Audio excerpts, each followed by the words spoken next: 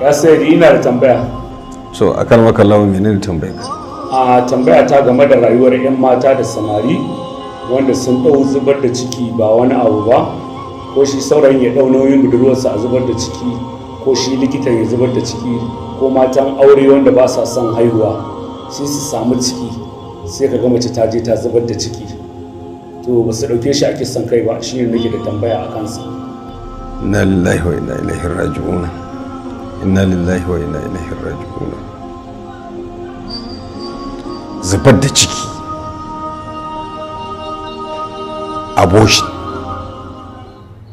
a sa almakashi a cikin matar da take da ciki, a dinga daddatsa ɗan cikinta gaba-gaba, ko a sha wani sinadari na Hausa ne ko ku a'a na Turanci ne maganin cikin da ake da shi, cikin da mace take da shi ya zube. Wallahi summa tallahi ba shi da maraba da ɗaukan makami ka kashe mutum,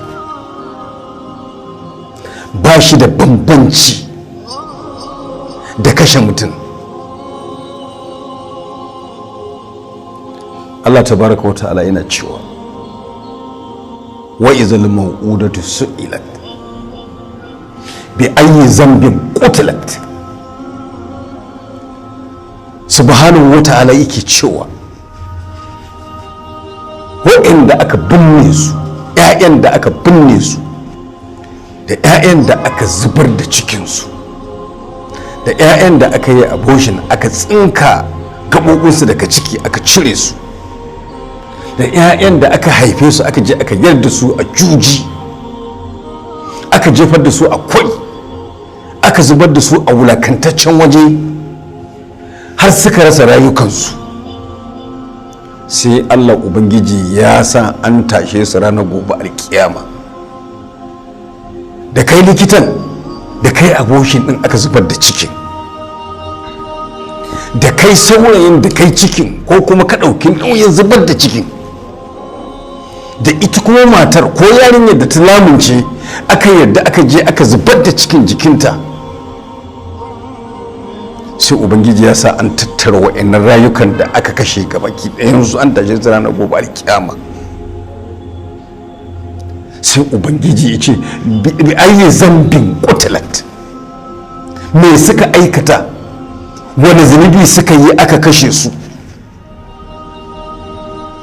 Ubangiji zai tambaye mai aikata aiki irin wannan tsakaninsa shi da shi, wutar jahannama ce a fuskar shi wanda ake tambaya za ta laso shi, hannunsa na damar mummunan aikinsa ne, daga shi sai Ubangijinsa. To a wannan ranar ne kai da kake wucewa gaba ka ba da kuɗi a zubar da ciki, ko kuma kai da kike cikin gidan aure saboda kina da buƙatar family planning za ki takaita haihuwa ki zubar da ciki, ko ke wacce za ki zubar da ciki da kanki don gudun kunyar duniya, ko kai likitan da za a kawo maka a biya ka ɗan wani abu na hikin nana na duniya wanda ba zai iya biyan buƙatar ka ba. Ubangiji zai tambaye ka sai ka gaya masa dalili, ko ku gaya masa dalilin abin da isa ko ka kashe wannan rayuka. Inda musifar take, Allah tabaraka wa ta'ala ya faɗa a cikin littafinsa mai tsarki yana cewa man qatala mu'minan muta'ammidan, man qatala mu'minan muta'ammidan fajaza'uhu jahannama khalidan fiha wa ghadiba Allahu alayhi wa la'anahu wa a'adda lahu azaban aliman. Da ganganci kai kisan kai ka kashe mu'mini, duk ɗan da yake ciki aka kashe shi mu'mini ne, duk ɗan da yake ciki aka kashe shi mu'mini ne, ko ɗan kafira ne mu'mini ne, domin manzo Allah sallallahu ta'ala alaihi wasallama ya ce duk ɗan da za a haifa yulidu alal fidarati, ana haihuwarsa ne akan sunnar manzon Allah, sai dai a samu cewa iyayensa su mai da shi ba yahude, ko su mai da shi ba nasare, ko su mai da shi ba majushi amma mumini ne, to man qatala mu'minan muta'ammidan ji Allah, wanda ya kashe mumini ina mai ganganci fajaza'uhu jahannama, dan wutar jahannama ne, khalidan fiha, madawwami a cikin ta ba zai fita ba.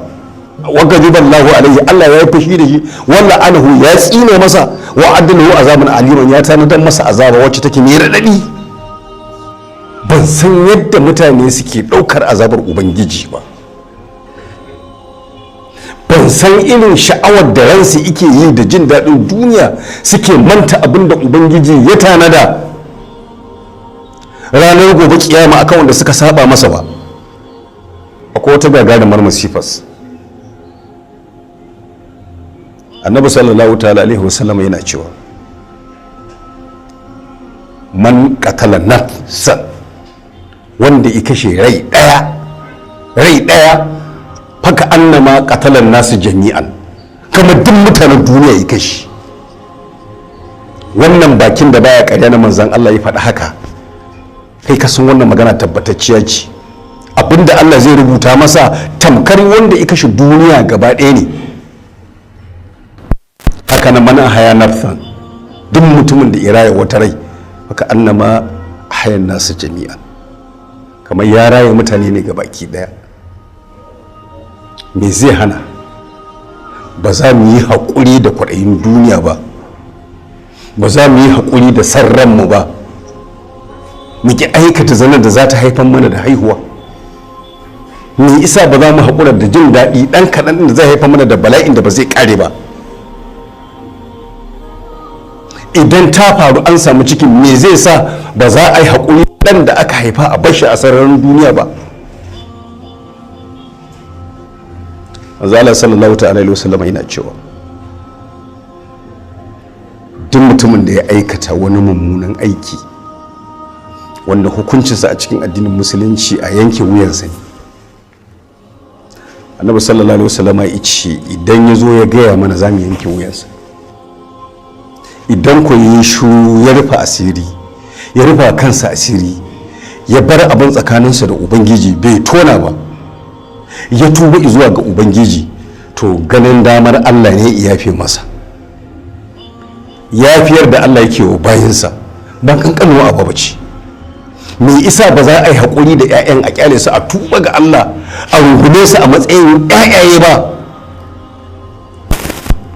a bar abun in tun da manzo Allah ya gaya mana ya bari yana cikin mashiyar Allah. Addinin musulunci na namu addinin musulunci ne dan rufin asiri ba to nan asiri ba. Wallahi sumatallahi za ka iya cin albarkacin ɗan da ka yi na lalata na zina, ka ci albarkacinsu a duniya, ka ci albarkacinsu a lahira, domin Allah da ya halicce ka ba butulin sarki ba ne. Wannan al'umma ta annabi sallallahu ta'ala alaihi wasallama wata irin al'umma ce da Allah ubangiji bai taɓa halitta irin ta ba.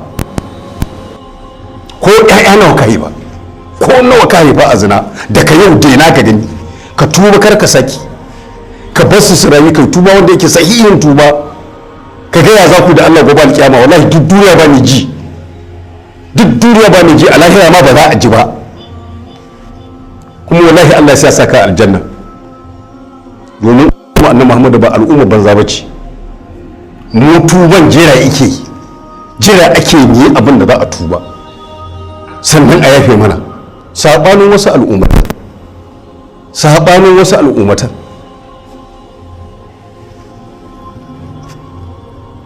Allah ubangiji kyauta, Allah ubangiji sauka. Idan mun san muna cikin irin wannan halin, ni da kai mun san muna cikin irin wannan halin, to maza mu tuba ga ubangiji. Kuma dan da aka haifa ko wani ne shi, ko wani iri ne shi, ka bar shi a cikin ƴaƴayenka, ka bar shi a cikin danginka, ka bar shi a cikin zuri'arka, ka ga yadda za ku da Allah. Allah kai mana gafara, Allah ya mana rahama.